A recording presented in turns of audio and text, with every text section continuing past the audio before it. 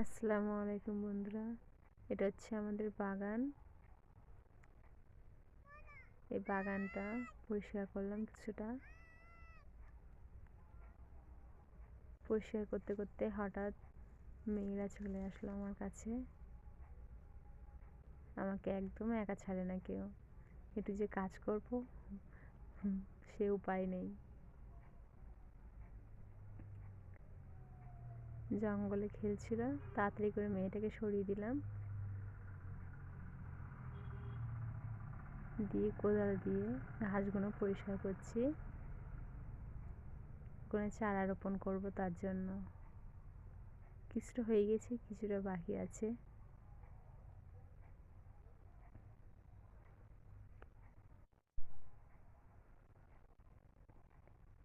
ফোনটা রেখেছি, আমার মেয়ে ফোনটা নিতে যাচ্ছে, তাড়াতাড়ি করে ফোনটা নিয়ে নিলাম। এটা হচ্ছে আমার বড় সোনামা, এটা হচ্ছে আমার ছোট সোনামা, হাসছে।